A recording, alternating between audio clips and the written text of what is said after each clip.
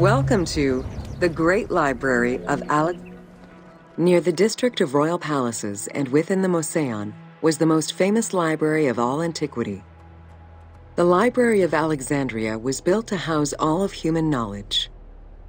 At its pinnacle, the library was believed to contain over 700,000 parchments.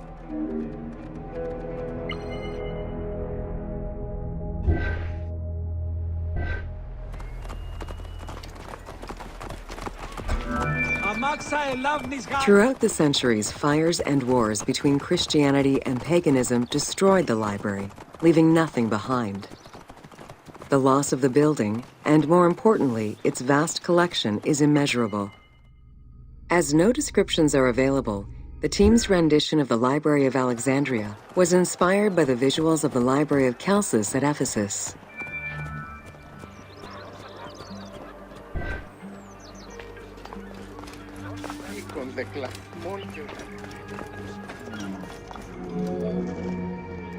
While much of the collection was purchased at the government's expense, the library also obtained books through other means. Any books owned by travelers coming through the city were seized to be copied for the library. The copy would then be returned to the owner, and the original entered into the library's collection.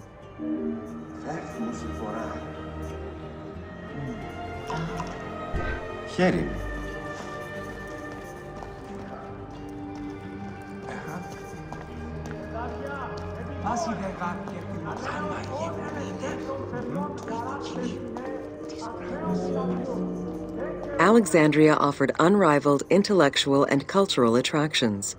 Eminent scholars from Athens, Rhodes, and other Greek centers traveled to the city to learn and engage with other free thinkers. Both the Mouseion and the library were at the center of groundbreaking ideas and creative expression.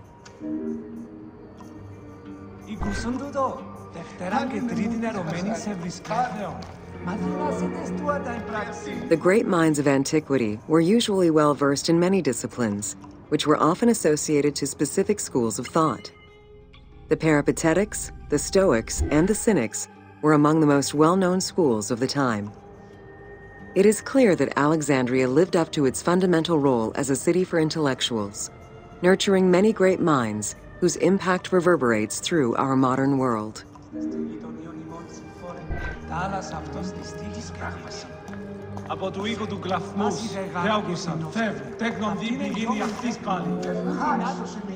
Hypatia of Alexandria was a Greek mathematician, philosopher, astronomer, and inventor.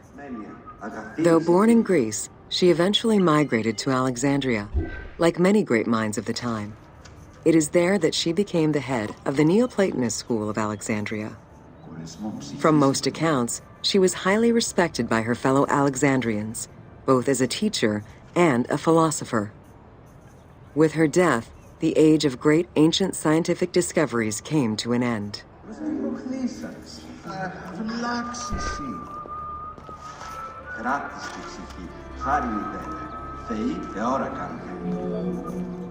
Callimachus was born in Cyrene and educated in Athens.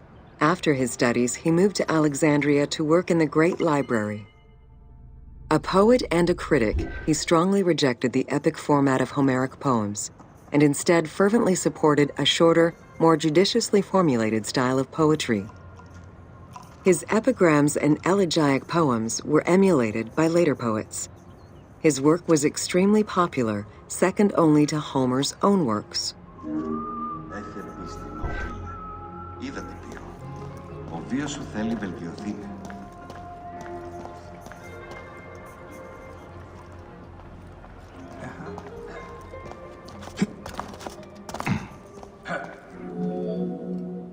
It was in Alexandria that mathematician Euclid, the father of geometry, wrote the Elements, laying out the foundational work of what would become modern algebra and number theory. Euclidean geometry would become one of the most influential systems in the evolution of mathematics.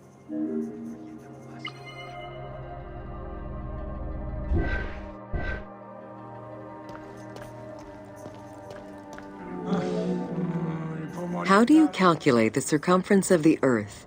With a camel, 2 sticks, and shadows cast by the sun. This is what Eratosthenes of Cyrene described in his principal work, Geography, while he was director of the Great Library of Alexandria. He is credited for the invention of the Armillary Sphere around 250 BCE.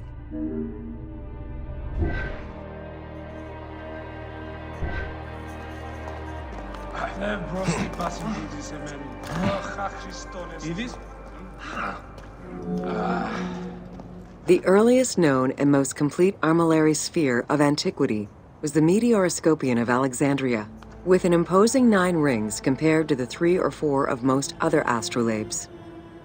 Known as the zodiac krikatoi amongst the Greeks, the Meteoroscopion was used to determine the location of celestial bodies around the Earth.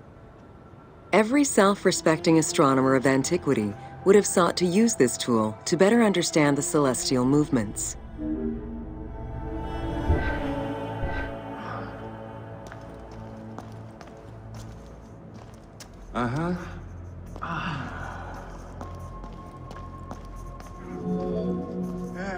Pythagoras of Samos was a well-known and respected philosopher and mathematician.